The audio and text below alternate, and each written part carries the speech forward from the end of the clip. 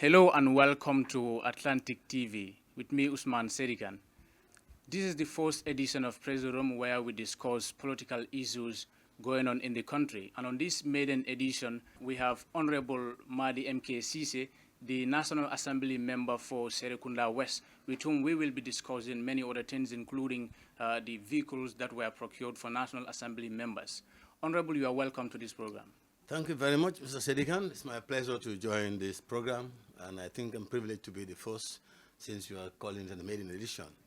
And I hope I will really resist the pressure, and then I'm all yours. All right, thank you. But before we proceed, I just want to congratulate you because you are not only an honorable now, you are also called, you are Al-Haji, haven't fulfilled the fifth pillar of Islam. So congratulations on behalf of... Thank you very much, and I thank Allah for making it possible for me to complete the 2023 Hajj, which is, like you rightly say, the last pillar of the religion.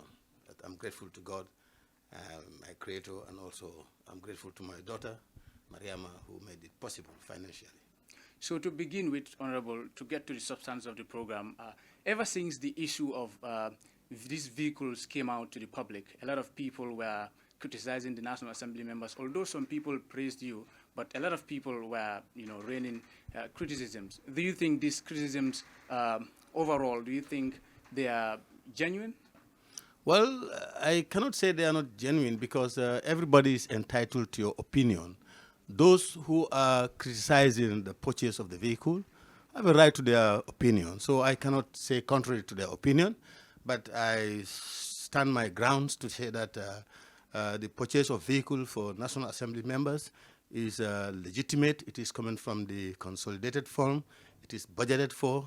It is legitimate. But Honorable, you are one of the most influential or outspoken National Assembly members, and a lot of people have often described you as brave and incorruptible. But now you are a party to what a lot of Gambians see as a daylight robbery on the taxpayers. Again, like I said, that's their opinion, but this is not robbery. This is budgeted for, and the National Assembly is one of our cardinal responsibilities is to look over the budget, scrutinize it, and approve it. And this is something that has been discussed, approved, and it is legitimately in the budget. So if anybody calls it robbery, well, like I said, that's your opinion, but this is no robbery. The National Assembly is deemed to be the third pillar of government. Like we commonly say, you have three pillars. You have the executive, you have the judiciary, and you have the National Assembly. And these three arms of government are equitably the same. So therefore, what one enjoys, there is no reason why the other cannot enjoy. And for over 50 years, members of this National Assembly are not benefiting from car loans like it is happening now.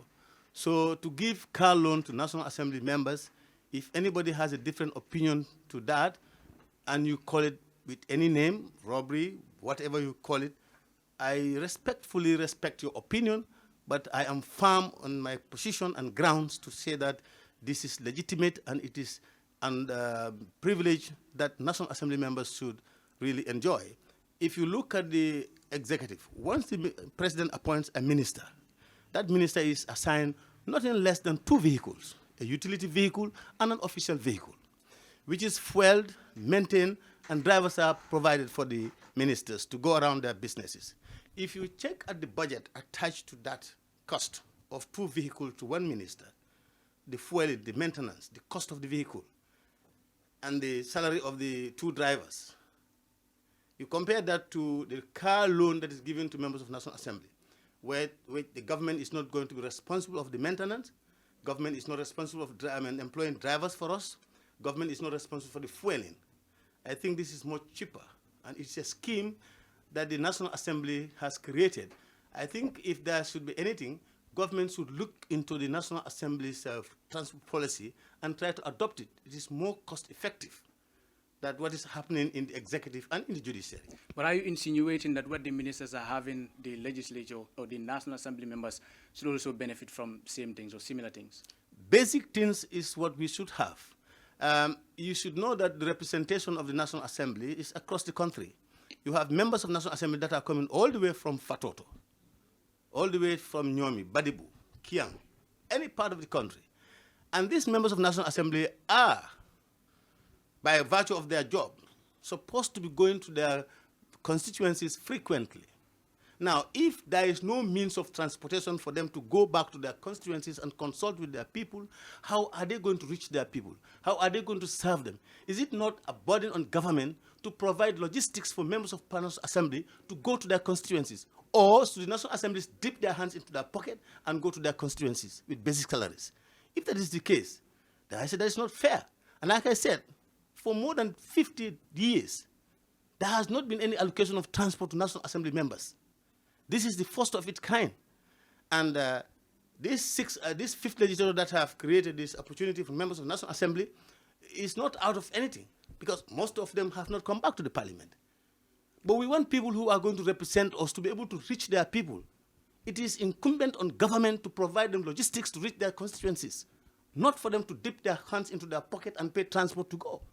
When other arms of government are provided with vehicles, you go to the judiciary, from the Chief Justice to the last person in the judiciary, are provided with official vehicles. Why should it be a cry to say that members of the National Assembly are not even given free? They are given a car loan, of which taxpayers are paying 50% of it. And the maintenance and fuel and driver are all on the burden of the Member of Parliament. I do not see anything wrong with that. But if anybody who sees something wrong with that, that is the person's opinion. You think what the NAMs are doing is right? Very right.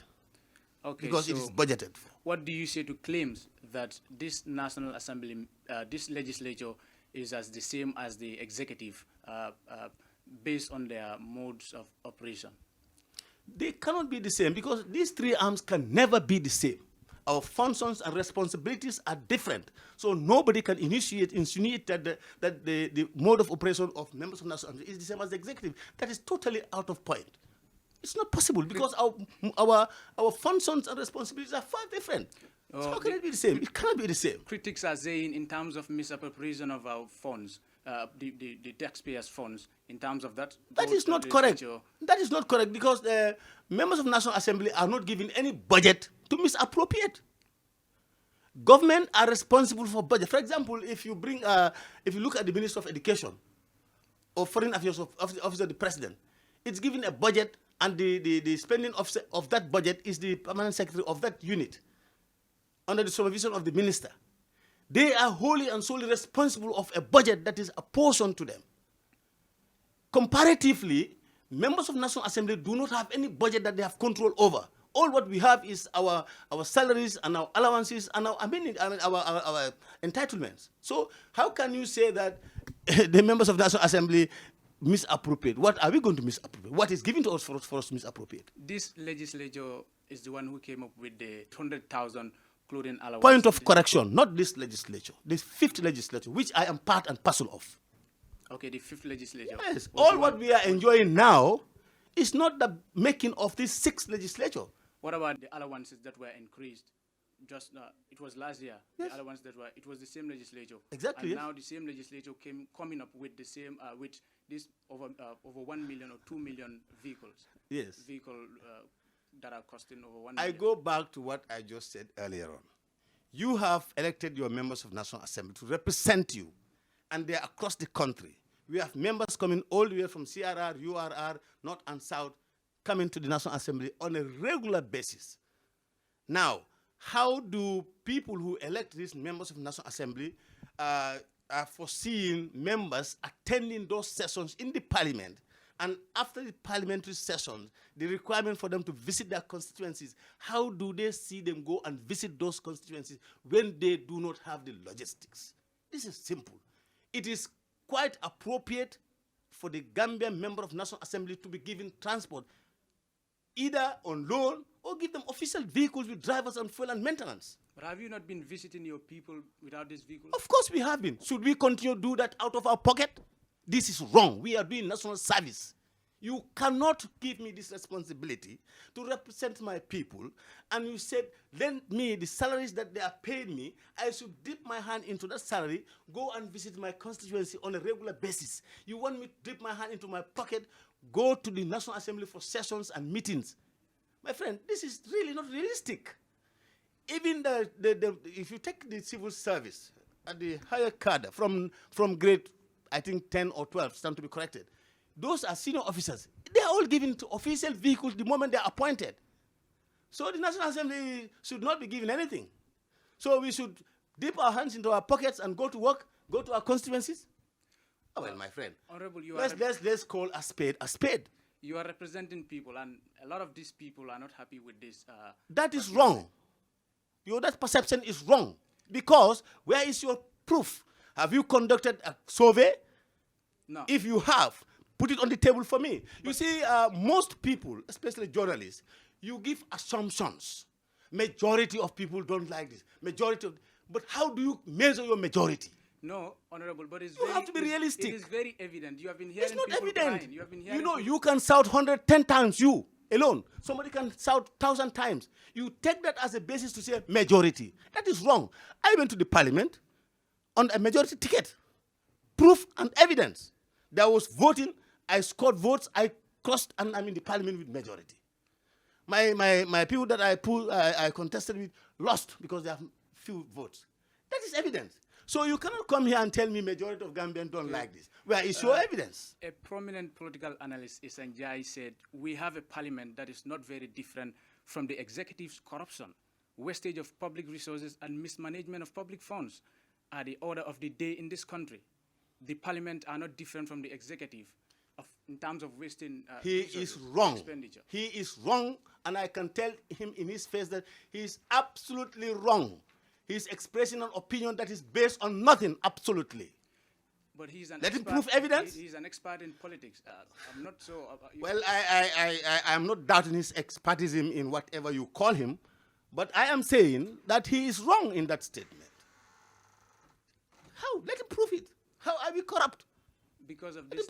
Vehicles? The vehicles. Look, that are if the vehicles are any measurement of saying we are corrupt, let them take it. But I am saying, when a minister is appointed, he is given vehicles too. Are they corrupt or not? They are not, because we have given them responsibilities. We need to give them logistics to be able to move in and out and do their job. If a member of assembly contests and wins and becomes a member of parliament, he needs to have logistics to move about.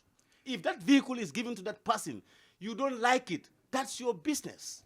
But don't you think wrong? Don't you think you are different from the ministers because they are appointed, political appointments, while you people are voted by the people? The assumption of position is different. For ministers, they are appointed by the president. For us, we are elected by the people.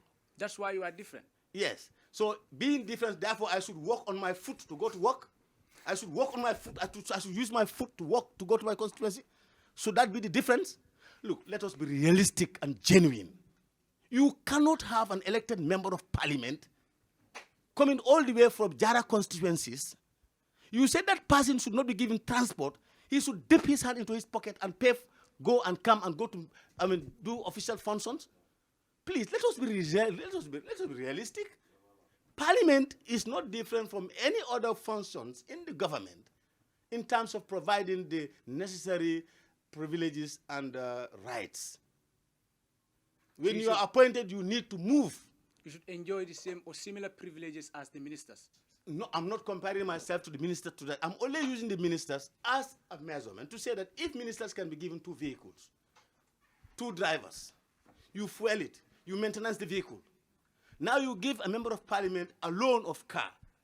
You pay half, and there's outcry. I'm saying that's why I'm bringing in the ministers. But I am not assimilating myself or in any way equating myself to the ministers. And in fact, we have different roles. Reports are suggesting that the taxpayers are in state paying 70%, not 50%. Well, as far as I know, stand to be corrected, what I know is 50%. That's what I know. If they have, well, if it is true that it's 75% fine. But what I'm saying is here is, even if it is 100% paid by taxpayers, like I said, we are giving ministers 2 vehicles, 100% from taxpayers' money. So I just want to let's look at our functions and responsibilities. If you can give a state minister 2 vehicles, fuel it, maintenance it, give him 2 drivers, 100% funded by taxpayers' money. Here is your representative. We are giving him a vehicle that, taking your assumption, we are paying 75%. You still say, no, that member of parliament should not be given that vehicle. That member of parliament probably should walk to work, should walk to his constituency, should do everything on his own from his salary.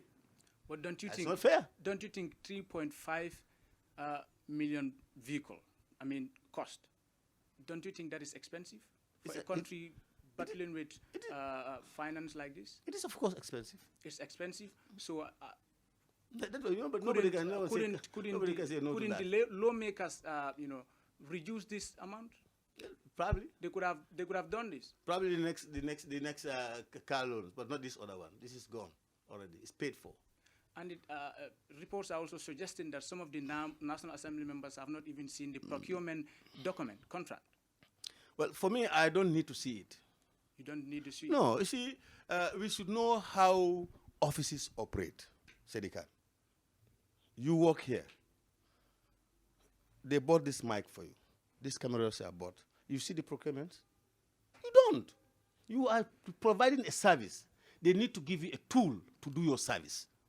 Now, they have given you the tools to do your service. Not necessarily you have to see the procurements. I don't see it. I don't need to see it because there are relevant committees. There are committees that are responsible for that. That's not my business. It's a different... We have an institution. We have a spending officer that is the clerk of the National Assembly. It's equivalent to permanent secretaries in ministries. They are the spending authorities. We have our internal audits. We have external auditors. What is the business of me to say I must see the procurement document of this vehicle? Because from my opinion, I don't need to see it. No, but Honorable, you are representing people, and yes. This half of which you said, even though some reports are saying 70% of this is going to be paid by the taxpayers, you need to know what exactly is in the document. I don't need to know. That's your role as journalist. Go and dig into that and tell the public. You see, the role of media is to inform people. Just wait. As a lawmaker. No, wait. As a National Assembly Let me member. tell you what you're supposed to do. Honorable, as a National Assembly member, let me tell you what you're supposed to do as far as you are saying. I'm responding to what you are saying. Yes. Your role, principally, inform, educate. And that's what those are key. Doing. Now, but the right person to answer that question, go to this clerk. He's the spending officer. No, do your job. The media has to do their job. Honorable, dig into the issues, bring them out, report it. Honorable, you are benefiting from this vehicle. You're going to have I one don't of these need vehicles. to know it. You don't need to know the cost. That's what I'm telling you. No, you are saying some of the members have not seen the procurement. Yes. I am not in the procurement unit. Why should I see it? You are benefiting from something. You should know exactly what. We have budgeted for it. We know how much we budgeted, and that is what is given to us. The rest is the nitty-gritties. Now, if the media want to know that, let them go to the office of the clerk. Let them go to the procurements. You cannot get that from me because I'm not the officer responsible for that. I can tell you. I cannot tell you. I'm not responsible. So, Honorable, it appears Ask me something that I'm responsible, I'll tell you. It appears that there is confusion in your WhatsApp group, which was supposedly infiltrated. There is no confusion in the WhatsApp group. In fact, the WhatsApp group is never a secret group. Anybody who knows social media, you should know that WhatsApp groups are not meant for secret. Yes, but you... What confusion is there? Tell me. You were quoted as saying... That is wrong. Okay. That is wrong. You see, that is where we need professionalisms in the media. That's why I said wait. As saying. I'm not confirming it. No. I agree 100% with you. But now I'm coming to that correction. Since you mentioned it, I'll correct it. That is wrong, and it displays the unprofessionalism of the very media house that do that. That's Watson Gambia. They gave a false impression, a false statement. They put somebody's word into my word and used my picture. And you know what that means in media. But I don't care about that. I only corrected. I sent an email to them. I said, check your facts. We have DML, that is Deputy Minority Leader. We have DML, Deputy Minority Leader again. Right? Minority Leader. Then it happens, Deputy Minority Leader and Deputy Majority Leader, they are all initiated as DML. And one of the DMLs is also Ceesay, like I am Ceesay. The Deputy Majority Leader is Honorable Ceesay. The deputy minority leader is me, Honorable Madi Ceesay. They took Deputy Majority Leader, DML, Honorable Ceesay's statement, attach it to my picture and publish it. I said, check your facts. Look at the initials. The DMLs in the National Assembly are 2. If you say DML, you stop that as deputy. If you say ML is minority leader, ML is majority leader. But these 2 are different surnames. Majority leader is Biletunkara. Minority leader is Alajes Dao. They are all ML. Then you have, each of them have a deputy. Deputy ML, deputy ML. The deputy majority leader is Honorable Abulai Ceesay. But he always say DML Honorable Ceesay. They just took his statement, attached to my picture.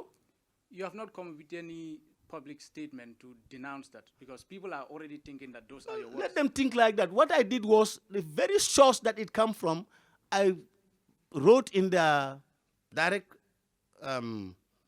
online to say, check your facts as journalists.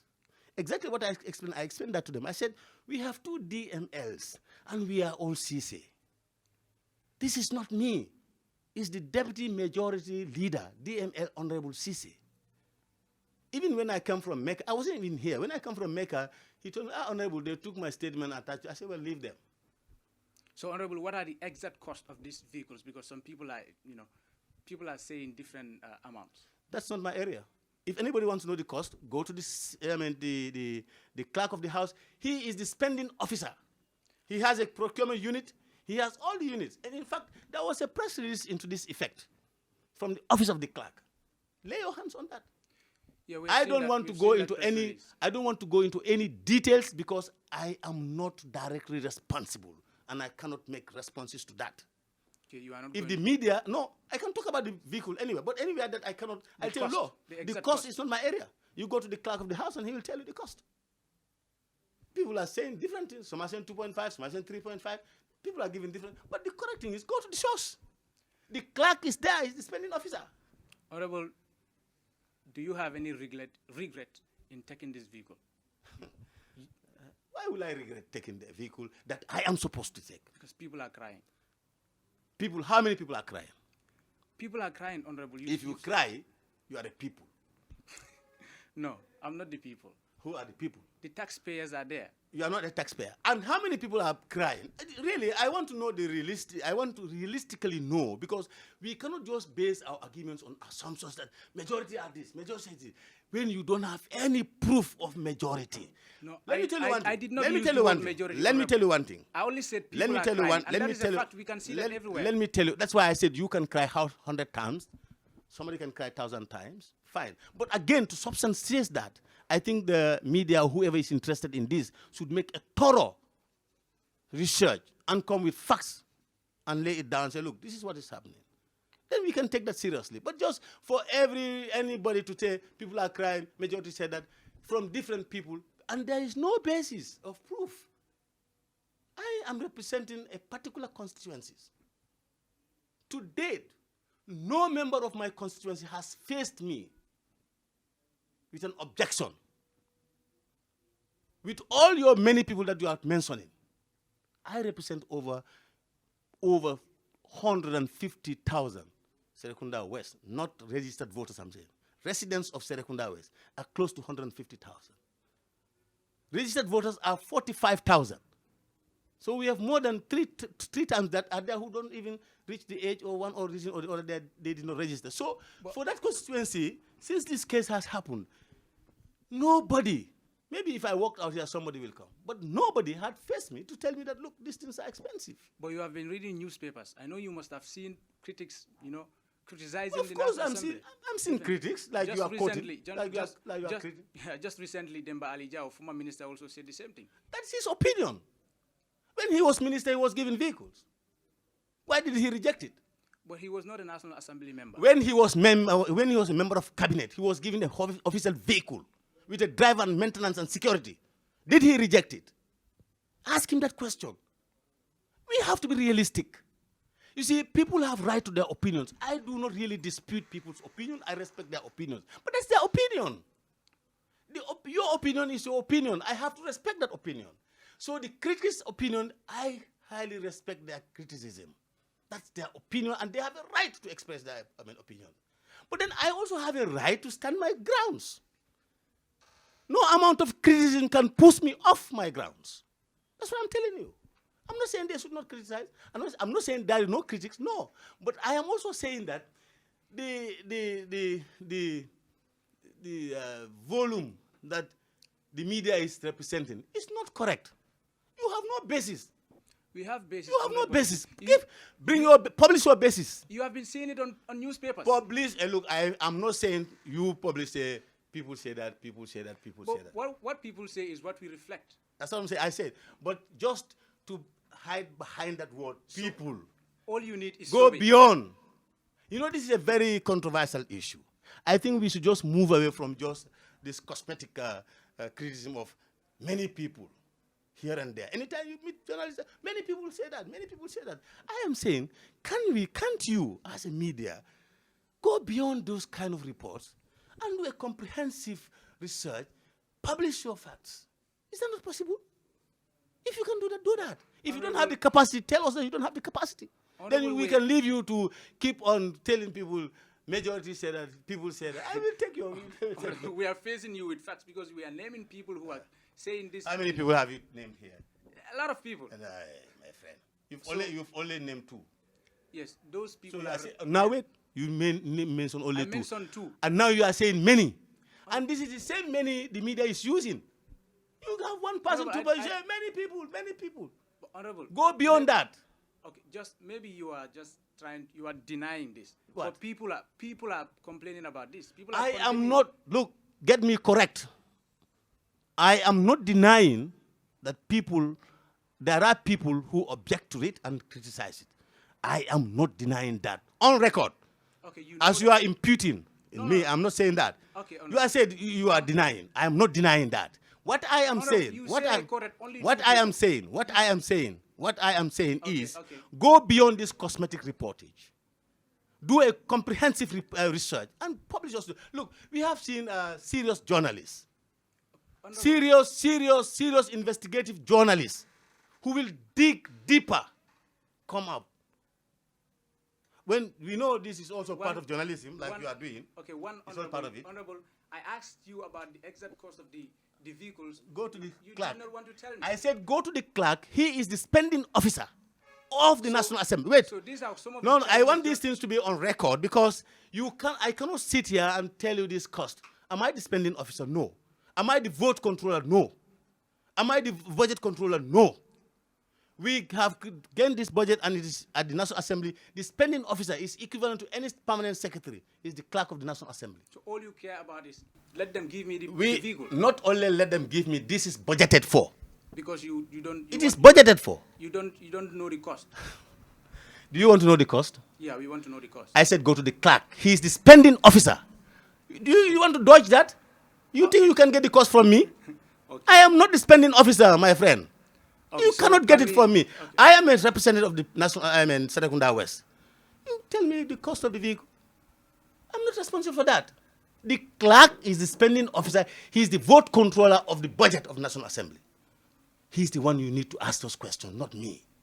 Okay. So can we move to, I know you must have heard Macky Sall. He announced earlier that, weeks ago, that he was not going to contest in the coming Senegalese election.